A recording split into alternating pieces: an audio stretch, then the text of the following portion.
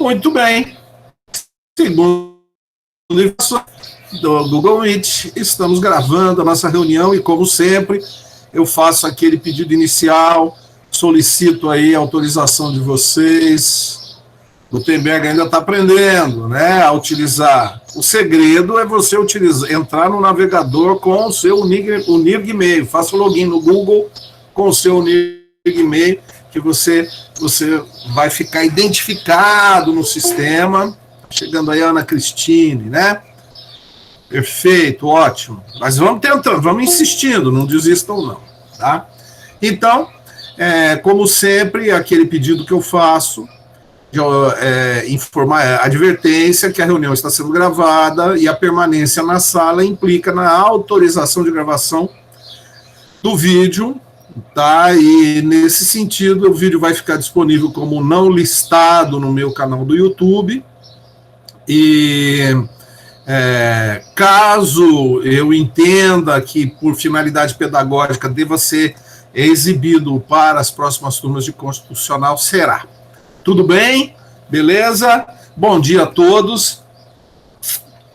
O que vocês acharam aí do primeiro horário?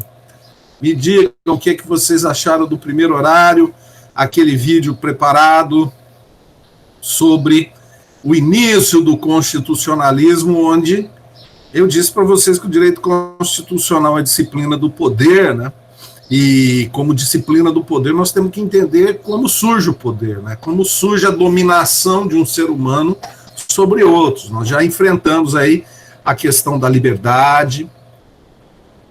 Tá gostando, Gabriela, da metodologia? Sei lá, né? A gente vai testando. Se vocês estiverem gostando, se vocês estiverem achando que estão aprendendo, porque nós estamos aqui para aprender, todos nós, né? Mas, muito bem. Então, gostou da explicação? Gostaram da entropia? A entropia bagunçando o coreto todo, né? Tá acontecendo agora nesse momento. Eu estou falando aqui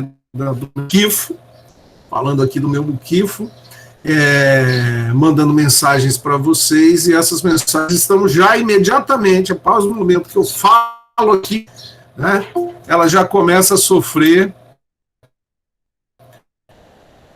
a publicação já começa a sofrer entropia, e aí bagunça o coreto. Professor, me explica melhor, eu ainda não entendi direito. Como é que funciona isso para nós do direito? Ora, funciona muito. Para começar, o texto da lei, o enunciado normativo, né, que você vai ter que aprender a interpretar e aplicar e resolver os problemas de desentendimento das pessoas, né? Entre o que está escrito e o que você entende, já tem entropia. Já tem entropia aí funcionando. Pode ver que existem várias controvérsias jurídicas justamente sobre o entendimento do texto. E esse é o ápice da nossa disciplina, tá? A interpretação, sobretudo, da Constituição, né? Mas não é só isso. Não é só isso. Numa audiência, o que uma... Travou? Sem voz, a Helene está falando. E aí? Aqui, para mim, ó, tá tudo legal. Eu meço aqui por uma janelinha. Tá ok aí, Lívia? A Lívia está falando que travou.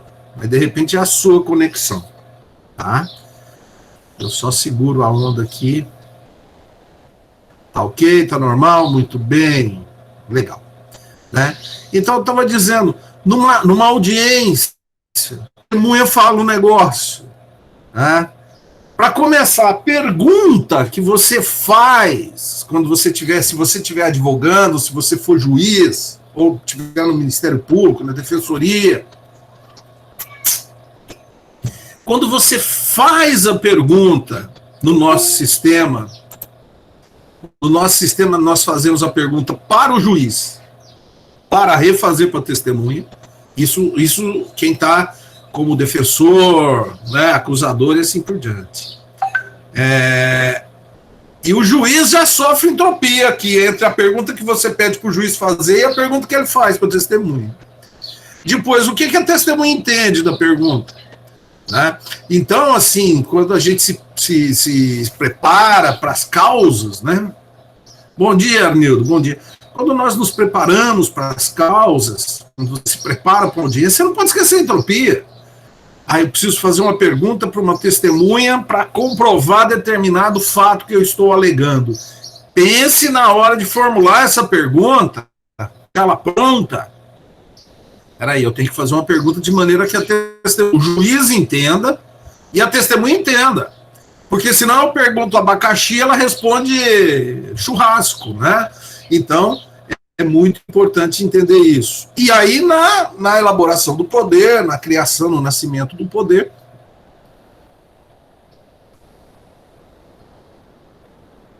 por que a desordem? Porque a desordem existe.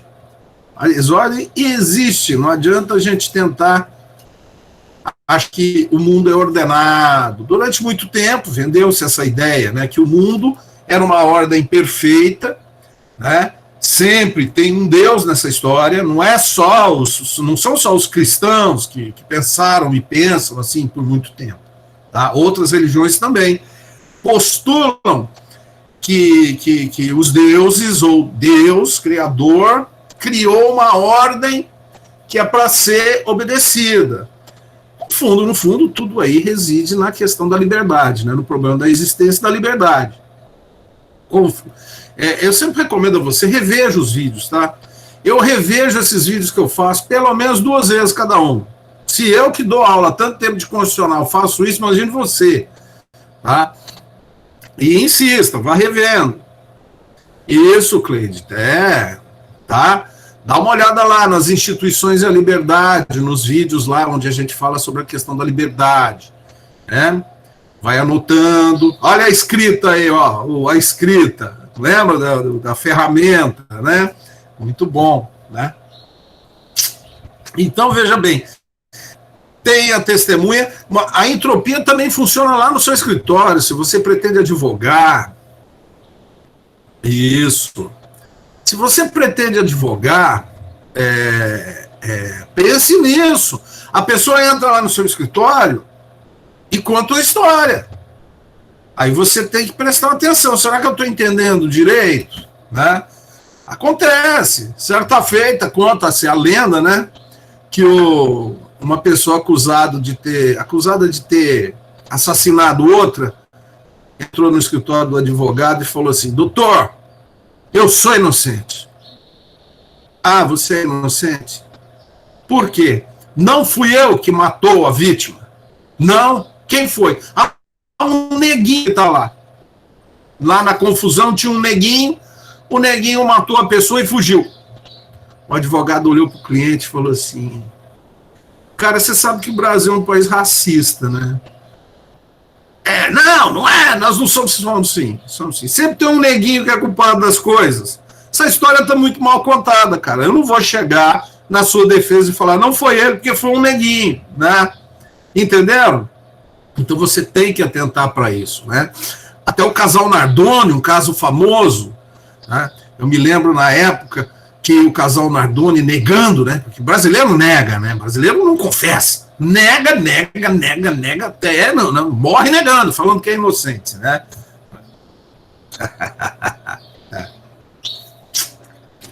Pois bem, negando, e na época eu encontrei um amigo meu e ele é angustiado, né? Porque a imprensa cobrindo o caso sensacionalista, e angustiado, chegou para mim e falou assim: Roveroni, você acha que esse pessoal realmente matou a criança? Eu falei, cara, não tem nenhuma dúvida. Ele pegou a filha e jogou pela janela. Aí o cara olhou para mim e falou, mas ele nega. Ele pode negar à vontade, mas eu não tenho nenhuma dúvida. Por que você pensa assim, Roveroni? Eu falei, cara, o que eles estão falando na defesa deles? Eles estão falando que não foi eles. Cara, eu vou resumir para você. Eles chegaram para o delegado falou, foi você? Ele falou, não fui eu. Quem foi? Não sei.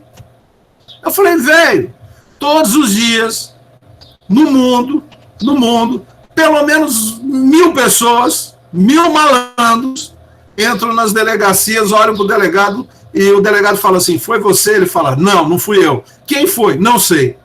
Essa história é manjada, tá certo?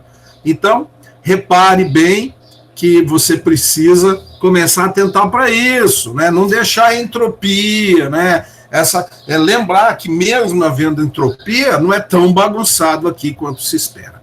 Alguma dúvida, gente? Algum comentário sobre o vídeo da primeira aula? Ou já podemos partir para a segunda apresentação de slides, que eu pretendo também fazer um vídeo e postar no canal. Alguma dúvida? Estou aguardando.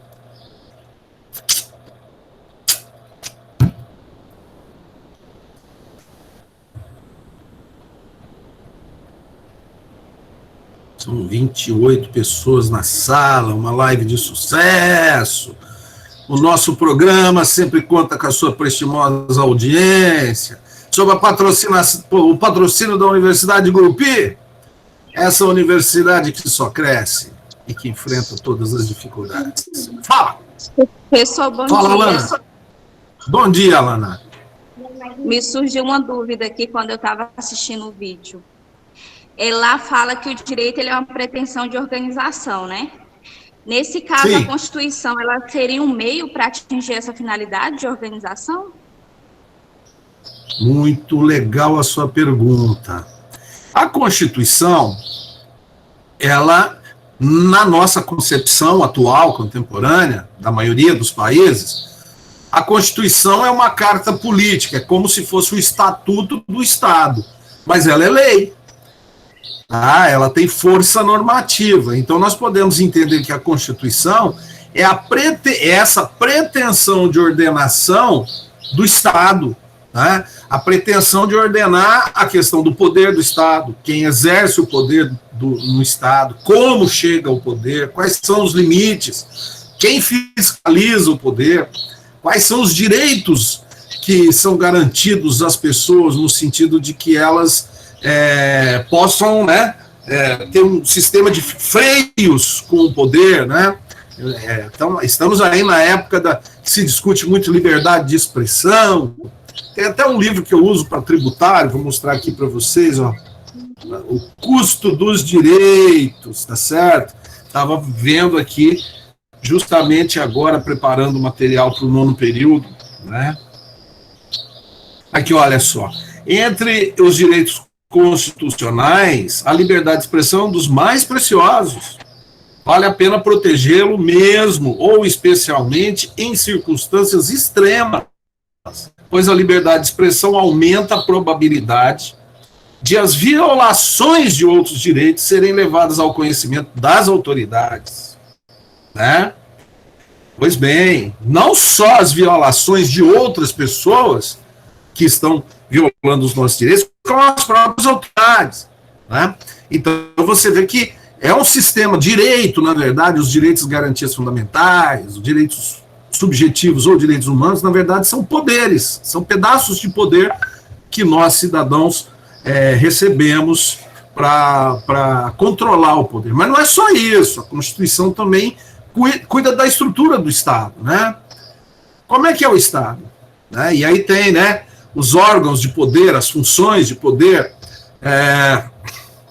e finalmente não, ainda diz,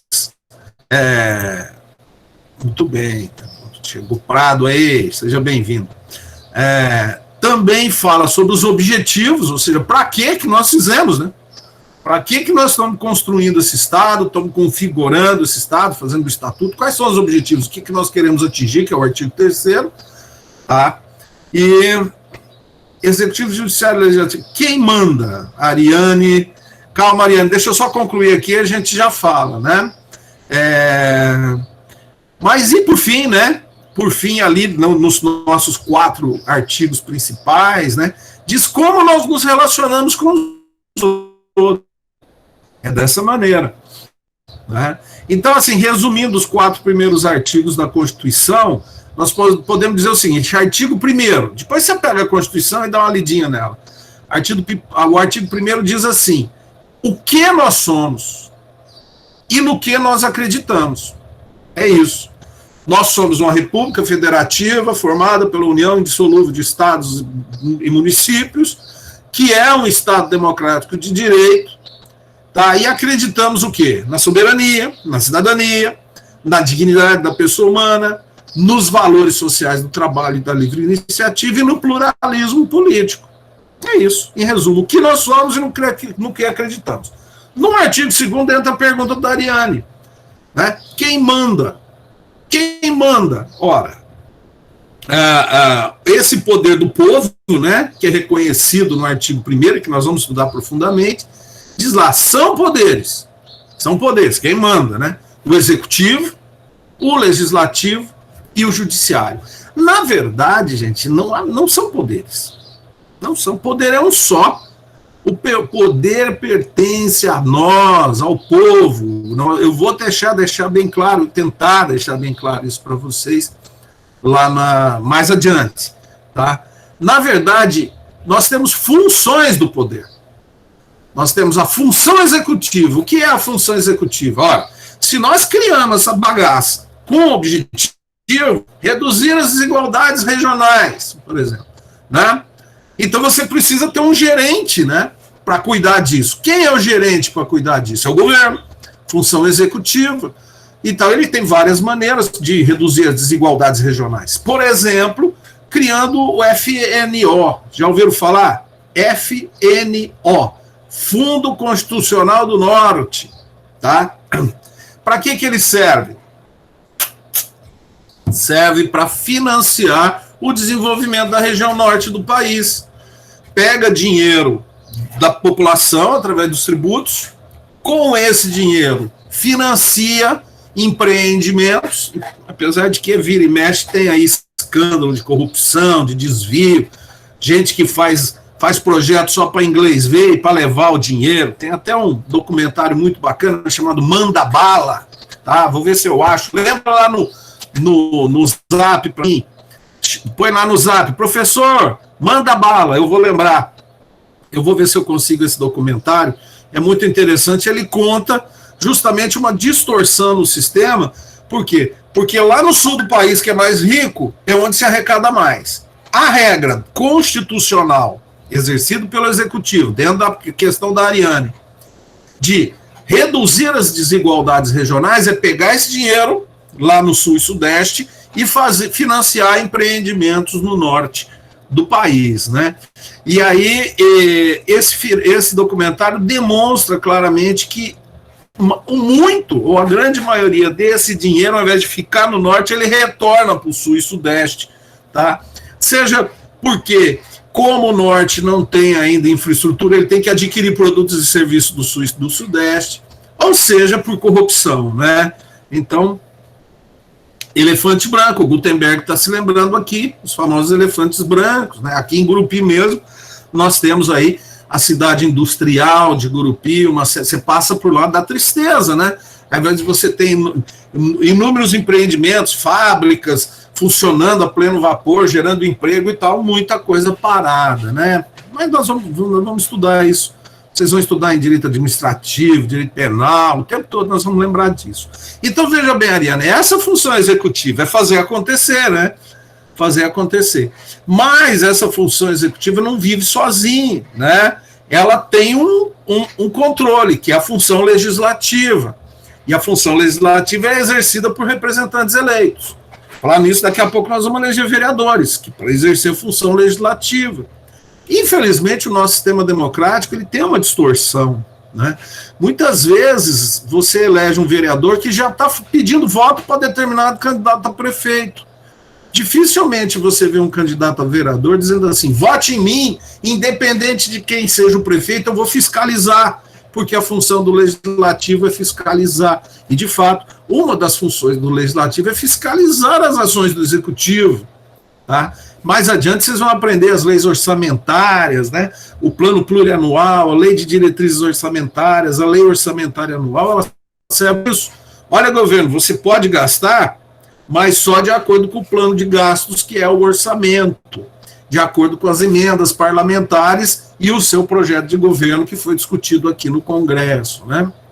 Então você vê que não existe uma preponderância. E o judiciário? O judiciário, ultimamente, né, o judiciário anda sofrendo aí, muita gente acusando o judiciário. O judiciário está querendo exercer poder político. Cara, todo poder é político. Véio.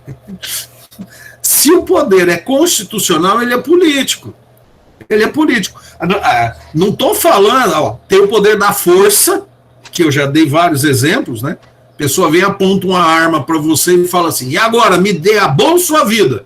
Né?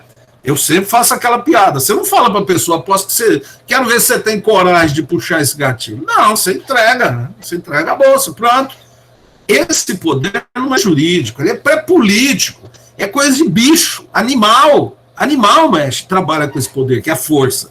Né? A partir do momento que nós convertemos o poder da força, né, ou direito da força em força do direito, através da configuração do Estado racional civilizado por uma Constituição, e colocando isso na Constituição, todas as funções de poder são políticas. Então, veja bem, não procede essa acusação que tem feito aos tribunais, e sobretudo ao Supremo Tribunal Federal, de querer fazer lei.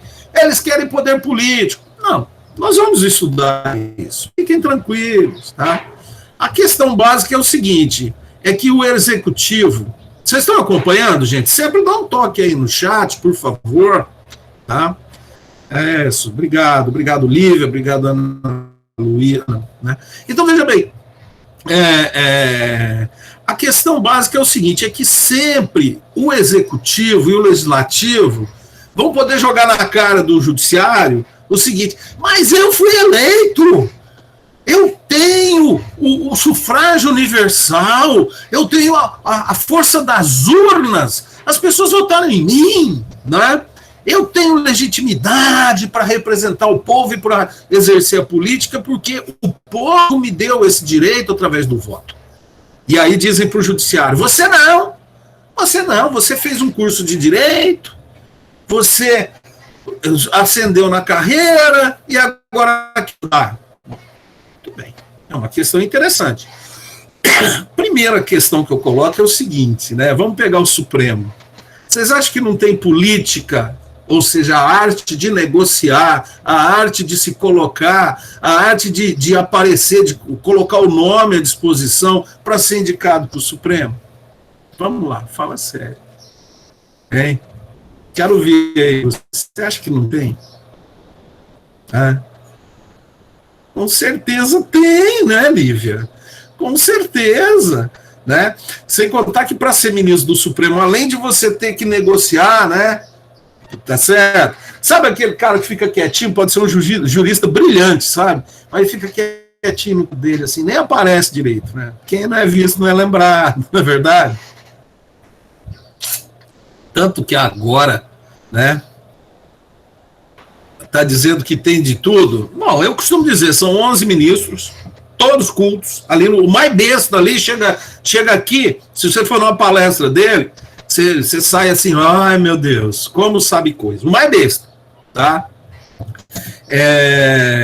Todos brasileiros, tá certo? A decisão é pela maioria, é pelo voto. Todos lá com inúmeras garantias constitucionais. Ninguém dá nada a ninguém. Os 11 ministros não devem nada a ninguém. Tem um pessoal aí que costuma dizer, o Toffoli foi nomeado pelo PT, foi indicado pelo Lula. Tá. Meu filho, é o seguinte. O jogo político existe até ser indicado pelo presidente. O jogo político permanece, 30 pessoas na sala, hein? Estou maravilhado aqui com vocês. O jogo político permanece lá no Senado, porque precisa ser referendado pelo Senado, ser referendada a indicação, tá certo? Ou seja, pessoas que receberam voto, o presidente da República com a legitimidade das urnas e o Senado com a legitimidade das urnas deram legitimidade ao ministro do Supremo. Pois bem, o ministro do Supremo tomou posse, assumiu, recebeu as garantias da Constituição. Você acha que ele deve alguma coisa para político que nomeou? Você acha que ele deve alguma coisa a senador?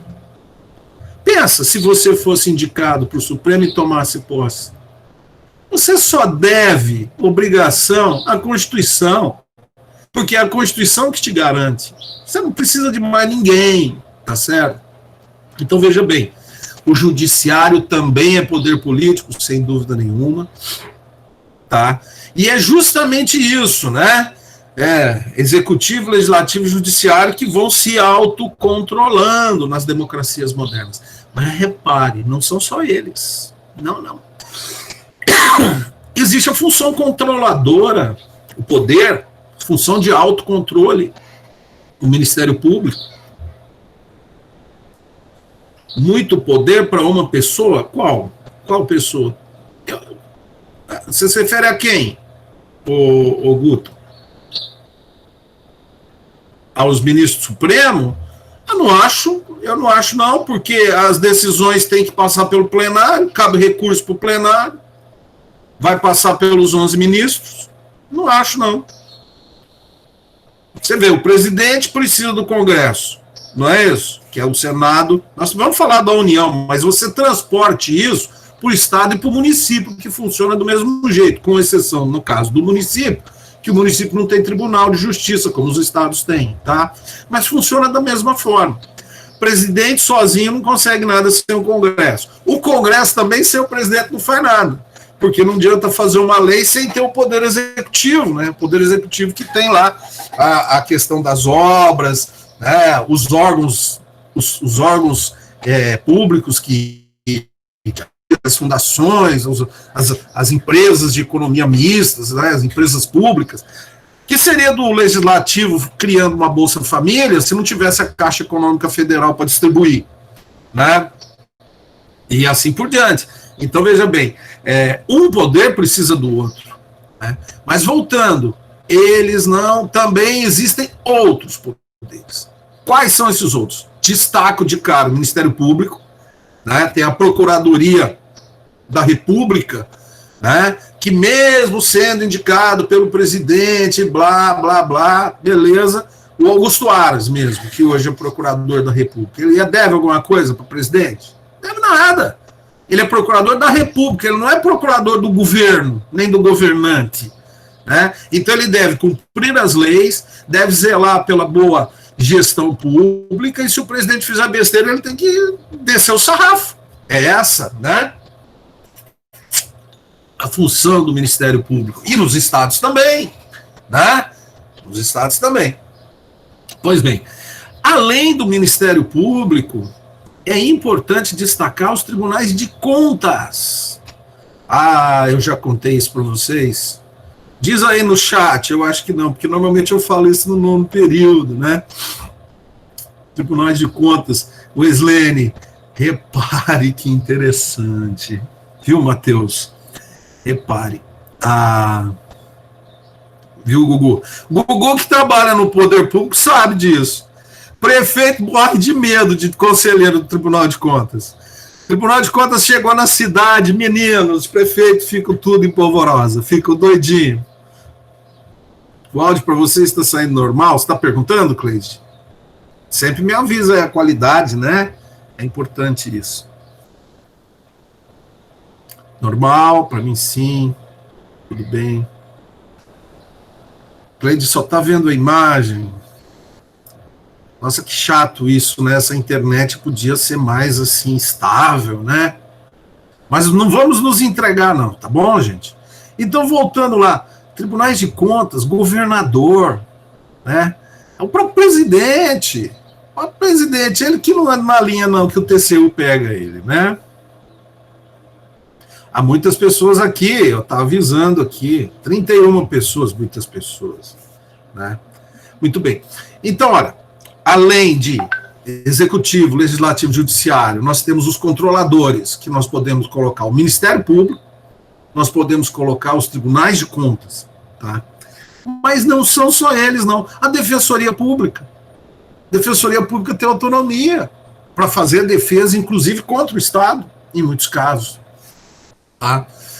Aí nós temos os outros poderes que não estão declarados no artigo 2º, mas existem.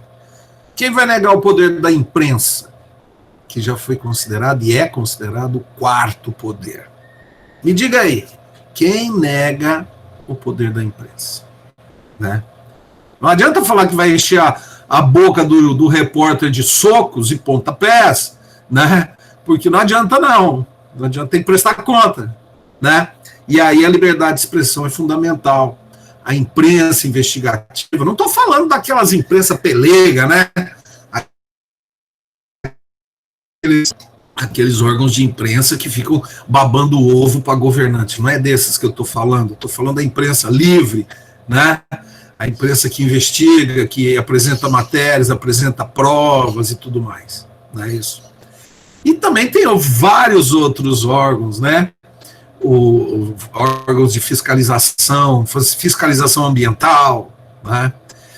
Os conselhos, Conselho Tutelar de Criança e Adolescente, ele exerce um poder. Eu sempre falo, eu exerço poder. E você? Professor, que um dia eu quero exercer poder, sabe? Quando crescer, o que é que você quer ser quando você crescer? Quando eu crescer eu quero ter poder. Muito bem, pois eu vou dizer, você já tem poder. Tá? E o primeiro poder da cidadania é evidente ao voto. O primeiro deles, você vota, né? Inclusive, é obrigado. Né? Ou é um direito ou é uma obrigação, ou é um dever. Estranho isso, né? Mas o fato que é o poder do voto, você tem o poder do voto. Você tem o poder de se associar, entrar numa organização não governamental. Você pode pegar um pouco do seu dinheiro e doar, por exemplo, o Greenpeace. O Greenpeace que fica lá perseguindo os perseguidores, né? Os caçadores, os navios que caçam baleias. O Greenpeace vai lá e não deixa caçar. Tudo. Em outras palavras, gente, tá? Essa história de querer ser o dono do mundo, de ter o poder nas mãos, isso aí, como você deve ter percebido, é um mito. É mito. É o mito do herói, né? E muitas vezes, e aí eu me entristeço, como um cara que pesquisa cidadania, e eu pretendo passar uma apresentação para vocês, nem que seja rápida, porque eu vou fazer um vídeo sobre ela, para deixar postado no canal, né? Eu fico muito triste quando eu vejo cidadãos abrindo mão do poder que tem a cidadania. E esse segundo horário eu quero demonstrar isso claramente para vocês. Abrindo mão da cidadania, deixando, ou seja, elegendo os governantes como ídolos, né? Como mitificando o governante, né? Batendo palma. Como batendo palma? Ai, que lindo! Tem gente que acha lindo, tem gente que acha inteligente, tem gente que acha bom. Não. Chega. Menos, né? O governante, primeiro que ele recebe o salário dele, somos nós que pagamos, né? Depois que ele não manda sozinho, não manda, tá? Depois que ele não é dono da razão, ele não é invencível, as pessoas erram. E é por isso que existe o sistema de controle institucional do poder. Beleza, gente? Alguma dúvida? Nossa, tá vendo como uma pergunta gera... Beleza, Alana? Gostou da resposta, Alana?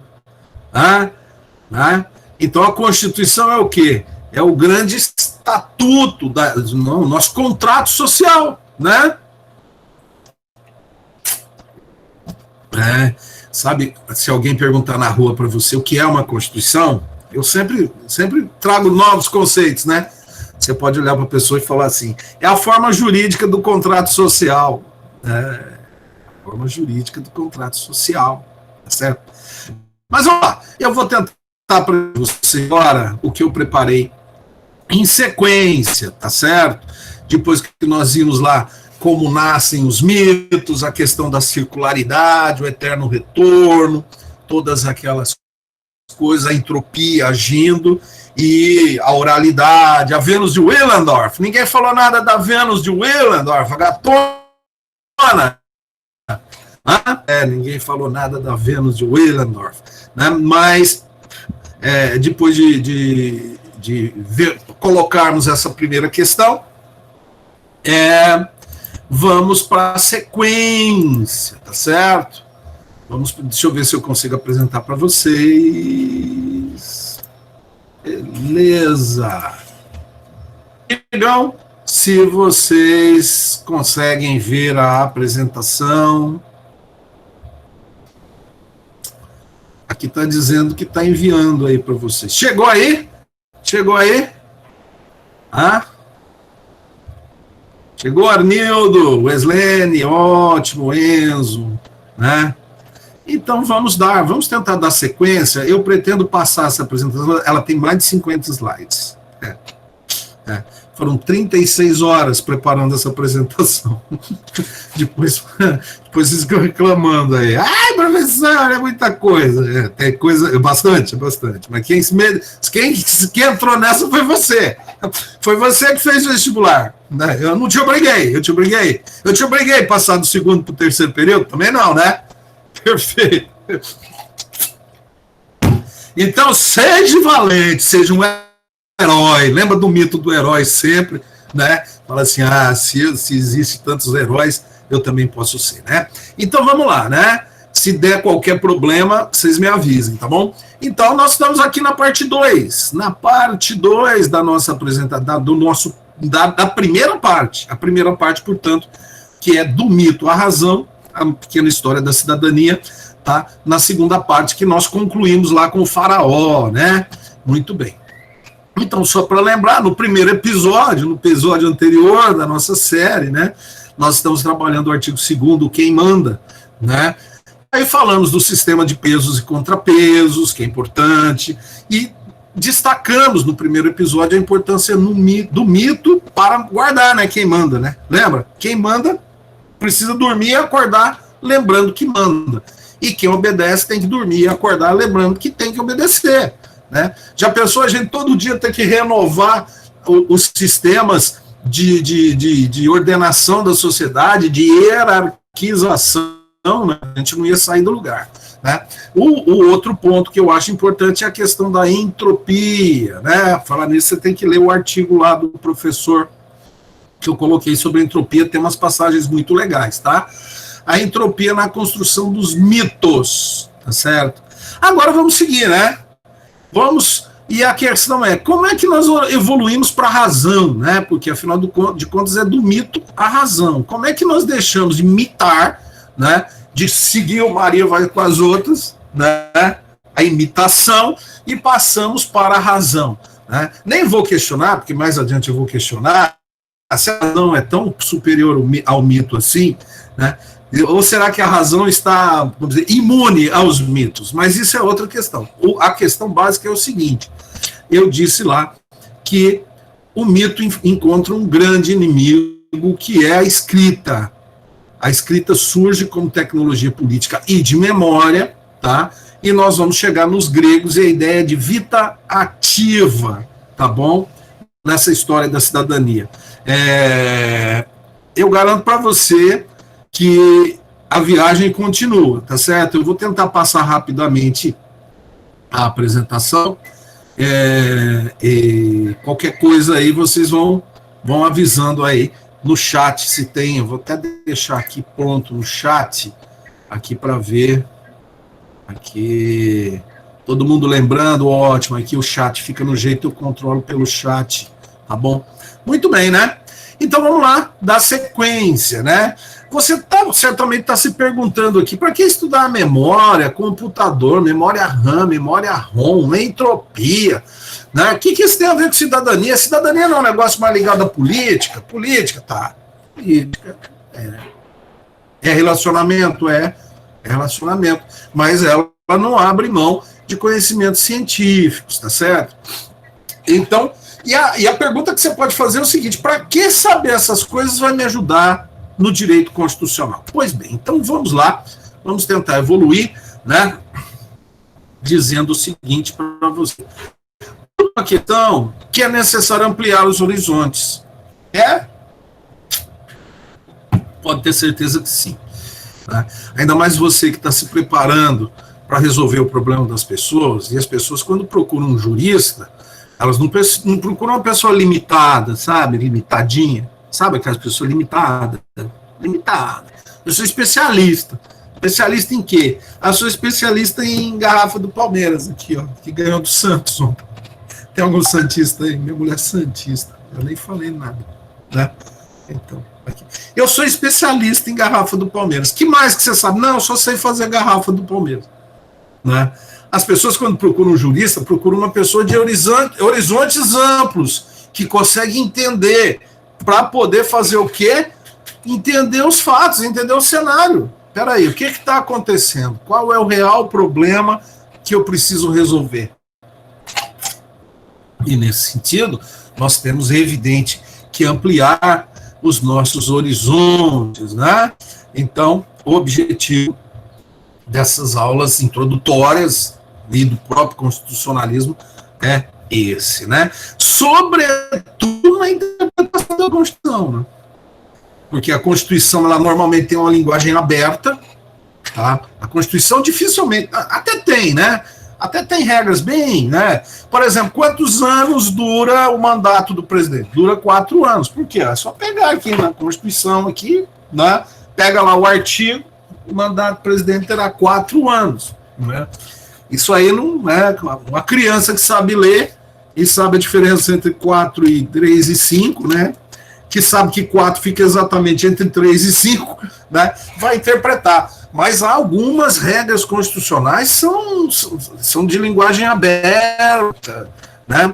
E que requer a interpretação. E é nessa hora que os tribunais vão fazer o quê? Vão esclarecer, né? Vocês vão aprender lá a regra da interpretação conforme a Constituição, né? Quando você pega uma determinada lei, né? Teve esse ano, né, aquela proposta de lei do Executivo dizendo que os membros do Executivo na pandemia não podem ser culpados pelas bobagens que fizerem, né? Aí o Supremo, entraram com a arguição lá de inconstitucionalidade, o Supremo disse assim, não, essa lei não é inconstitucional. Ela não é inconstitucional, ela está de acordo com a Constituição. Mas para ela precisa ser interpretada da seguinte forma: ele não será responsabilizado, o servidor público, durante a pandemia, quando obedecer a critérios objetivos e regras específicas e claras e como se diz, pacíficas da ciência. Não é isso? Isso, né? Pois bem, então essa é a famosa interpretação conforme, tá certo? Que nós vamos voltar nisso. Bom, tá? Bem. Lembrando também, né, que nós vivemos sociedades complexas, fiz questão de mostrar isso para vocês bastante quando nós estudamos lá a introdução geral com as instituições à liberdade, as instituições à igualdade, né? Ou seja, essas sociedades cheias de diversidade, cheias de gente diferente, tá certo? E a Constituição enquanto a política com o direito, não é isso? Tá? Ela é a natureza das discussões constitucionais, são natureza política mesmo, e muitas vezes uma decisão constitucional acaba influenciando até nos costumes e na moral das pessoas. Então é preciso conhecer todas essas coisas, né? E aí tem uma passagem aqui interessante, que lembra que eu falei para vocês, olha, ninguém perguntando nada no chat, né? Eu estou sempre aqui, porque eu tenho uma tela só, então da apresentação para o chat, tá certo? Eu falei para vocês que aquele texto Ciberdireito, que eu coloquei lá na atividade da sala de aula lá, como leitura, eu quero que você chegue até o final do semestre entendendo o ciberdireito bem, né? Então tem uma passagem lá no ciberdireito, você procura lá na página 5 que explica isso aí, professor César Saldanha de Souza Júnior, tá? Que é padrinho aí de vários professores do nosso curso, né, que levou o pessoal para fazer mestrado no Rio Grande do Sul, uma primeira leva, muito interessante, primeira não, uma segunda leva, né? Ele diz lá, ó, na experiência concreta da história, os fatos históricos, a política, essa arte de viver junto, questiona dia a dia nos tratos dos assuntos públicos. O que são os assuntos públicos? Ora, segurança, saúde, educação, poluição, né? Relacionamento, violência, né? Tudo isso.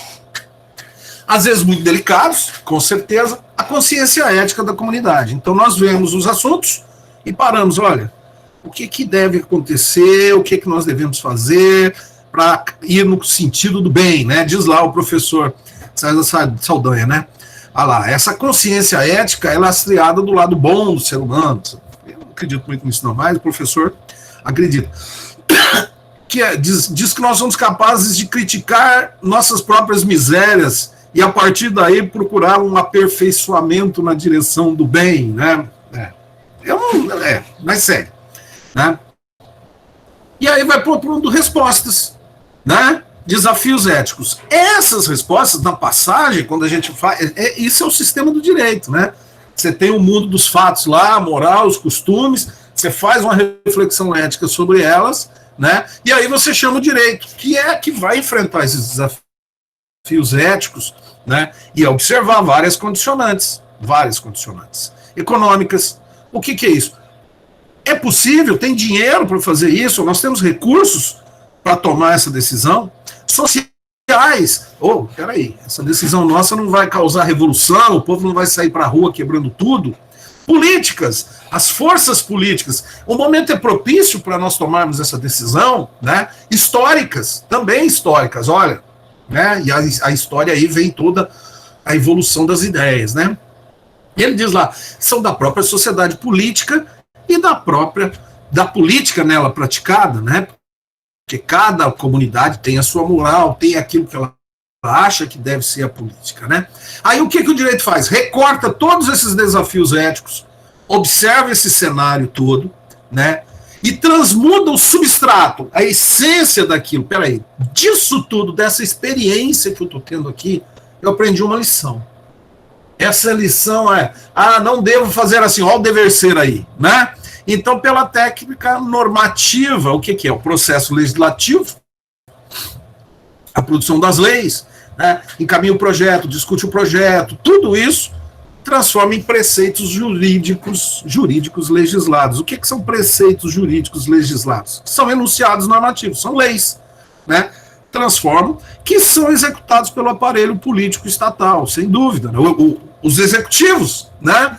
A polícia, os órgãos de fiscalização, os poderes executivos vão executar, vão dar força institucional a esse direito, né? Que visa o quê? Produzir na comunidade de destino avanços éticos sociais, né? Os avanços éticos sociais esperados. Beleza? Então acompanha do raciocínio do professor César, né? Estão aí? Estão aqui conferindo no chat aqui. Tá? Estão gostando? Estão entendendo a questão? Professor, isso é complexo. Claro que é. Tá? Beleza? Então vamos seguir lá. Tá? E aí, né? Quando esses preceitos jurídicos, né? Tá aqui, ó. Né? Preceitos jurídicos que são fruto de desafios éticos.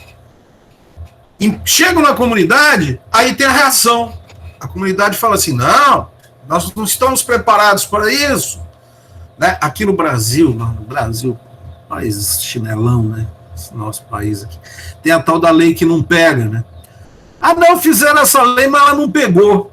Aí você imagina um alemão, um inglês, um norte-americano, um australiano, né? Chega aqui no Brasil e fala assim, escuta, tem uma lei aqui que diz que eu tenho direito a isso, isso e aquilo. Aí o cara vira para ele e fala assim, não, tá na lei, mas não pegou. Aí o cara, não, mas não tá na lei. Tá na lei, mas não pegou.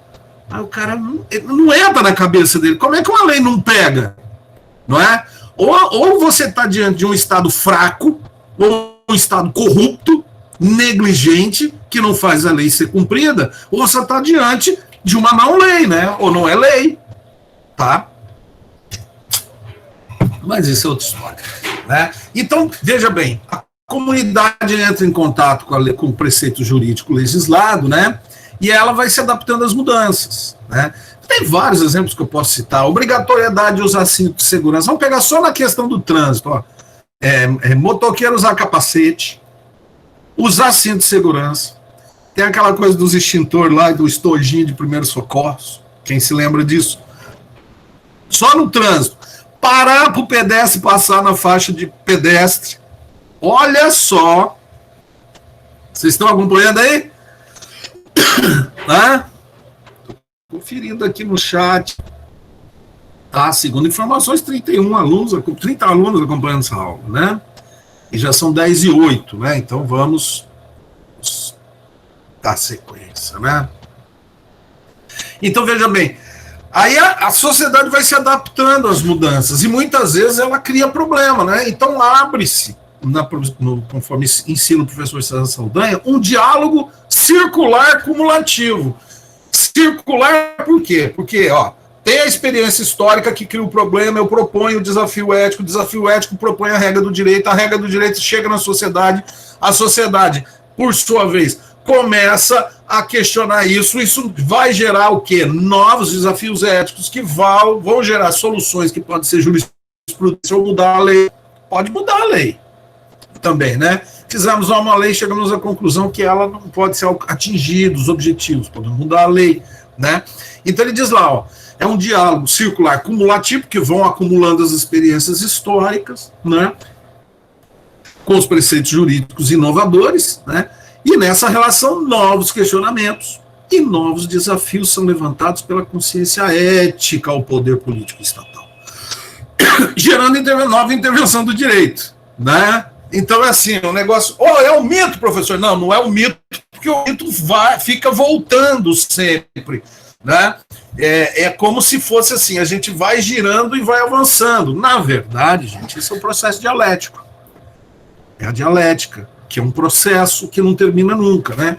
Você tem uma sociedade, né? Começam a surgir discussões a respeito disso, problemas, né? Que é a tese. A tese é o como está. Aí surge o problema, que é a antítese, né? Mais isso, não é? Aí o que você faz? A síntese, extrai a síntese, discute através da reflexão ética, faz uma nova lei. Essa nova lei, por sua vez, passa a ser a nova tese, que vai durar até surgir uma antítese que vai colocar a discussão novamente, uma nova síntese, uma nova tese, uma antítese, uma síntese, uma tese. Esse é o diálogo circular cumulativo entre direito, ética e política, como ensina o professor César Saldanha, tá certo?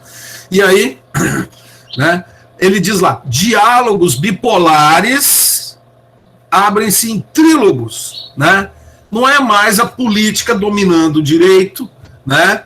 Ou a ética determinando como a política deve ser, né? Então são trílogos, são três vozes falando, a voz do direito, a voz da política e a voz da ética, sempre sob o cenário, né, da história, e o ciclo continua e avança, tá?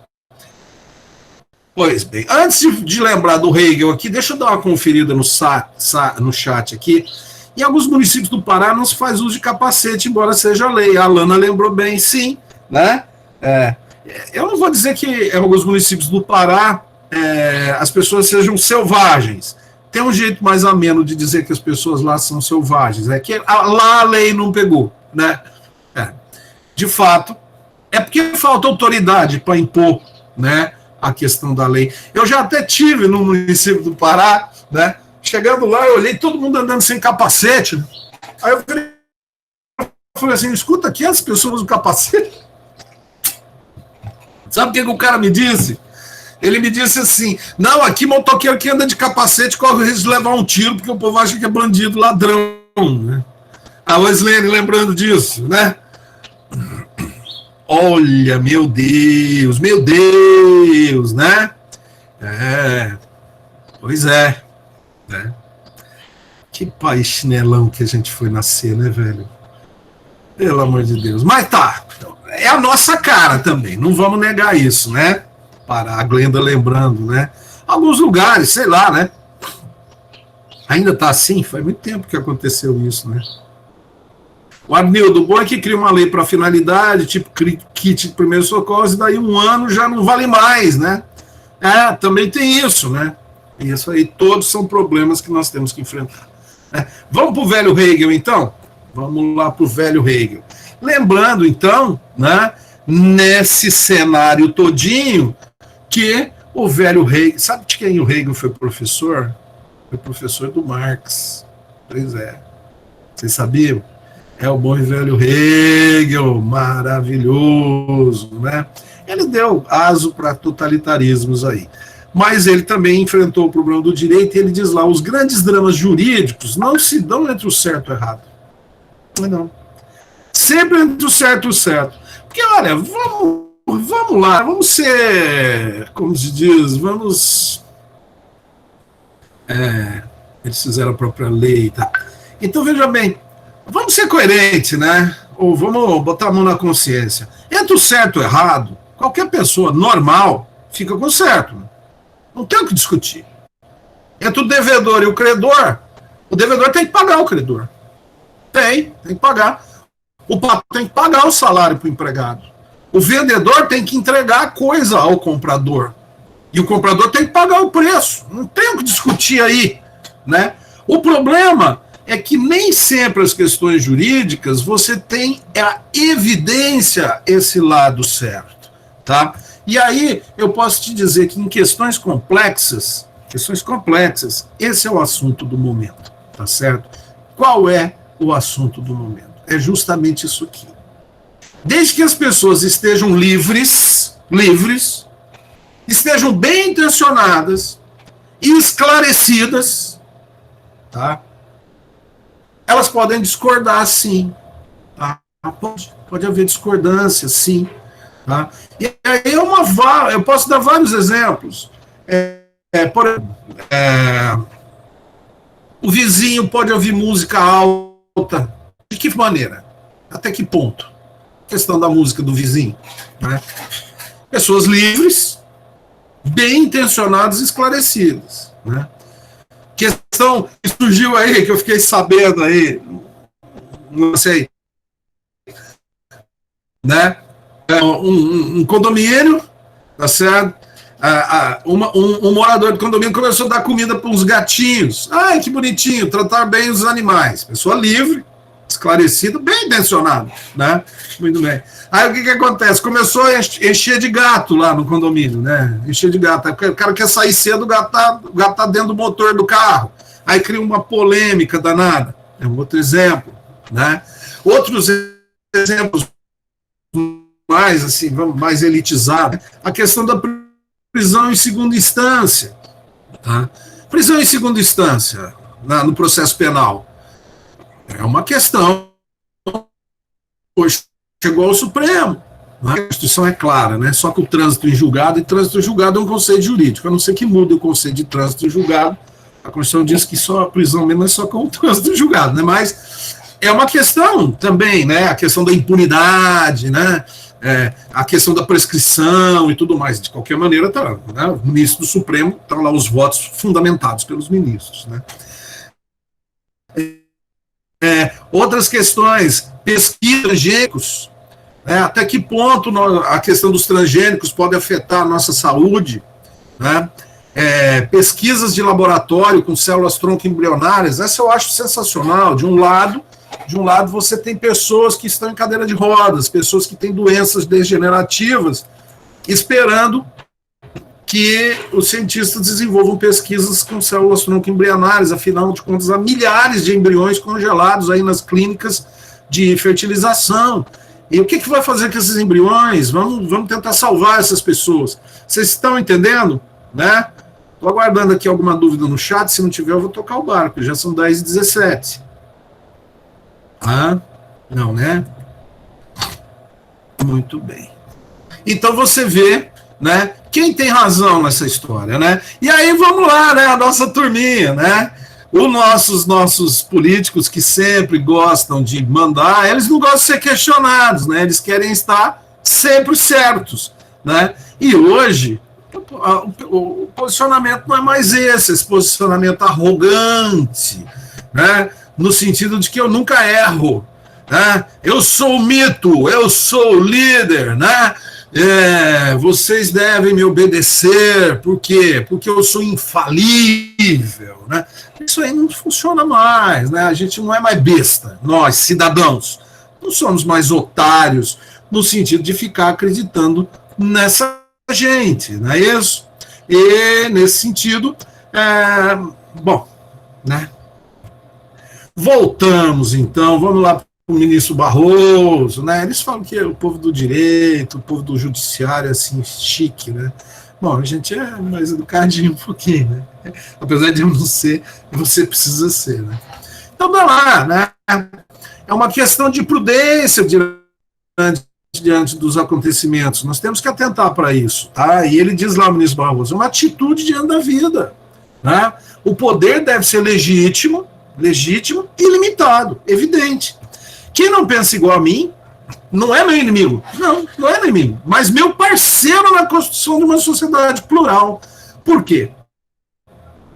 Porque durante muito tempo, ainda mais no século XX, com os ismos, né, comunismo, socialismo, fascismo e nazismo e blá, blá, blá, né, quem não concorda comigo é meu inimigo, eu preciso destruir esquerda, direita, essas coisas, né? O meu inimigo, espuma a boca, tá? Para de se comportar feito bicho, né? Deixa de ser burro, quem não concorda com você pode ter razão, cacete, ou não? Ou você está sempre certo, ou você é o herói, é um mito intransponível, invencível. Não, é evidente que nós somos seres humanos, né? Somos seres humanos, né? E estamos sujeitos a erros. Então, que é o que diz lá, né, o ministro Barroso, né? É meu parceiro. A pessoa que bota defeito em mim, né? Vira e mexe e fala assim, o Roveroni é um cara de boa, o aluno reclama e ele ouve os alunos. Mas como é que eu não vou ouvir você, cara? Presta atenção, você é meu aluno. Se você acha um defeito em mim, qual é a melhor pessoa que pode chegar e colocar o defeito? E eu sempre vou olhar na perspectiva. Peraí, será que ele tem razão? Deixa eu ver.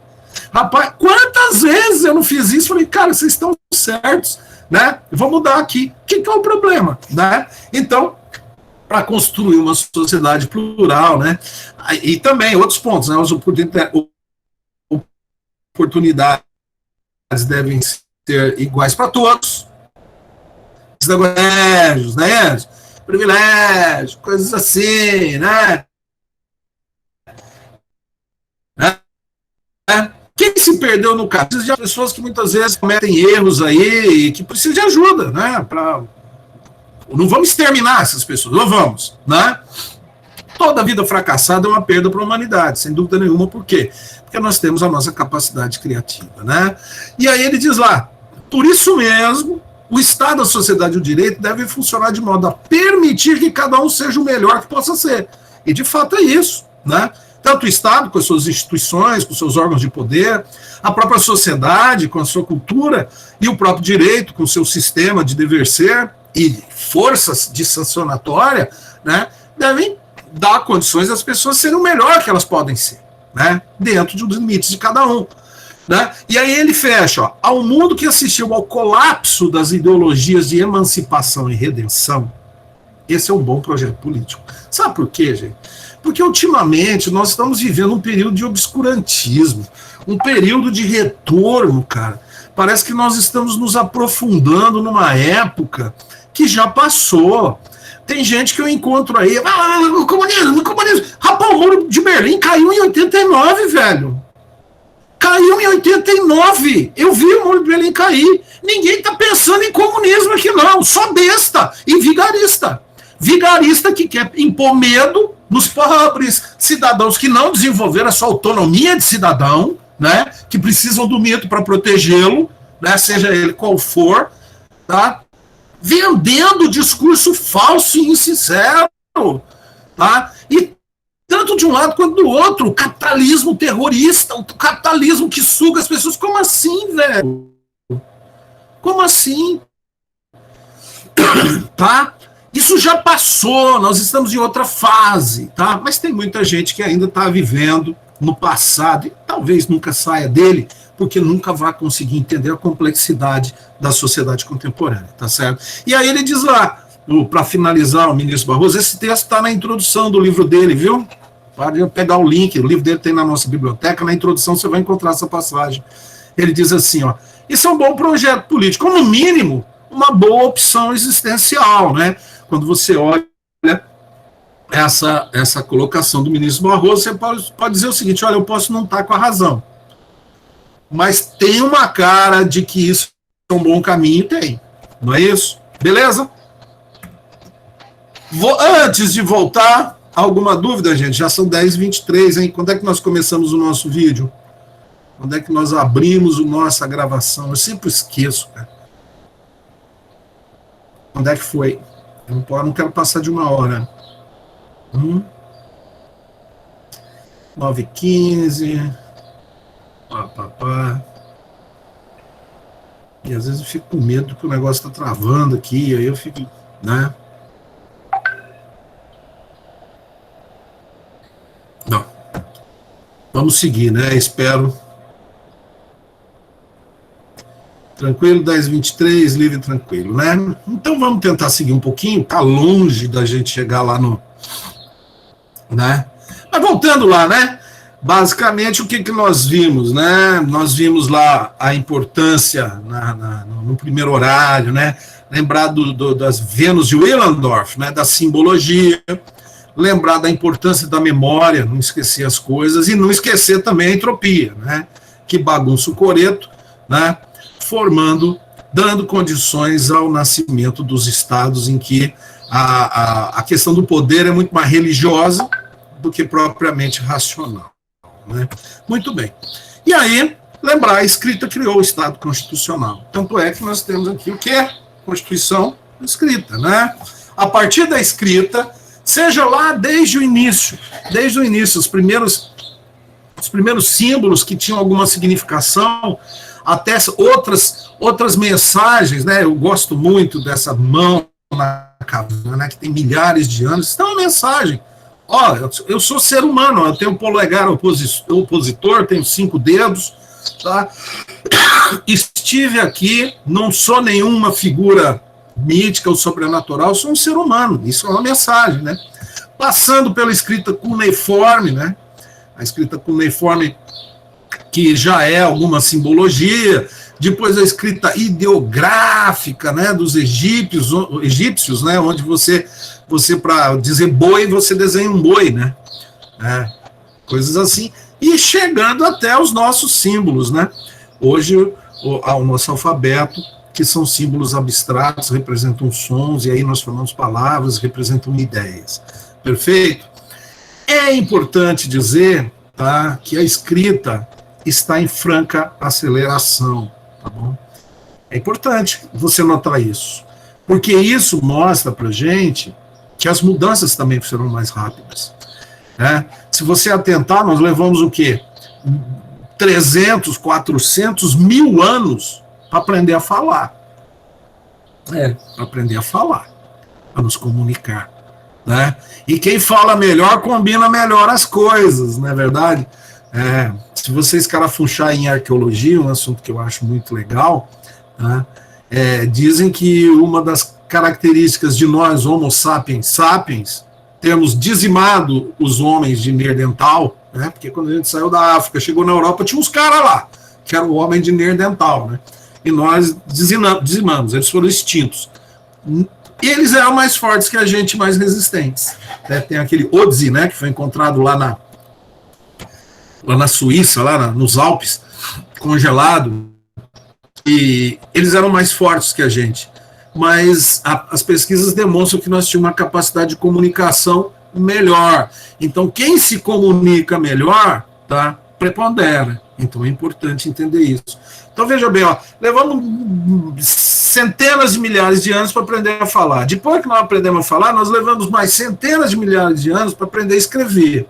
Depois que nós escrevemos, e a escrita data de algo em torno de 20 mil anos antes de Cristo, nós passamos rapidamente para símbolos, tá? E já antes de Cristo nós tínhamos, o século VIII antes de Cristo, nós tínhamos as letras, tá? Depois disso, tá? Nós tivemos a fase dos livros, tá? Depois a fase dos copistas, que a gente vai explorar na próxima aula.